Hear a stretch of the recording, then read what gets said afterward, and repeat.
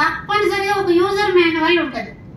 దాన్ని ఇలా వాడుకోవాలని చెప్పడానికి.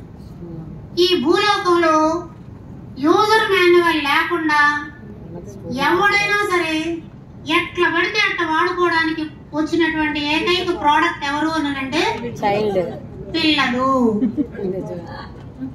పిల్లలు ఏకైక ప్రోడక్ట్ అన్నమాట. అంటే వాళ్ళు ఎలాగైనా వాడుకోవచ్చు. అంటే పేరెంట్ కి ఎక్కడ కూడా ఒక యూజర్ మాన్యువల్ లేదు, ఇలా చేయాలి ఇలా వాడుకోవాలన్నటువంటిది లేదు. టీచర్ దగ్గర కూడా ఇలాంటి ఒక యూజర్ మాన్యువల్ ఏం లేదు. ఎవరైనా ఎలాగైనా వాడుకోవచ్చు. వాడిని కొట్టచ్చు, తిట్టచ్చు, కూర్చో అనొచ్చు, మాట్లాడొద్దు అనొచ్చు. టీవీలోకి యాడ్ వస్తుంది, మీరు చూస్తుంటారు. ఒక గుడ్డి పిల్ల ఏదో ఒక సబ్బును తాకబోతుంది, మమ్మీ నో నో అంటుంది. ఇంకేదో ఒక ప్యాకెట్ తాకబోతుంది, నో నో అంటుంది. ఇంకేదో ఒక బొమ్మను తాకబోతుంది, నో నో అంటుంది.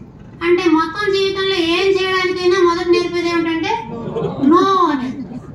అందుకని పిల్లలు పెద్ద అయిన తర్వాత కూడా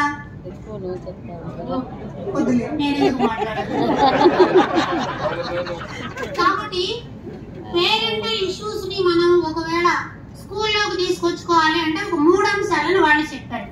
వాటిలో ఒకటి క్వాలిటీ టైం, రెండవది believe in your child, next appreciate your child. ఈ 3 మనకి వేద మంత్రాలు లాంటివి. మనం గమనించాల్సిన అంశం ఏంటంటే quality time. Are the teacher really engaging quality time with our children? నాకున్న 45 మినిట్స్ ఆఫ్ పీరియడ్ లో నేను క్వాలిటీ టైం ని స్పెండ్ చేస్తున్నానా? ఒక దగ్గర ఎవరైనా లాటింగ్ వేరియంట్ ఉంటే ఆ స్టూడెంట్ దగ్గర నేను ఏమైనా మాట్లాడగలుగుతున్నానా, ఉండగలుగుతున్నానా అన్నటువంటి క్వాలిటీ చెకప్ ఒకటి కావాలంటున్నారు. అలాగే believe in your child. NEP 2020 mostly focus on divergent level of learning abilities.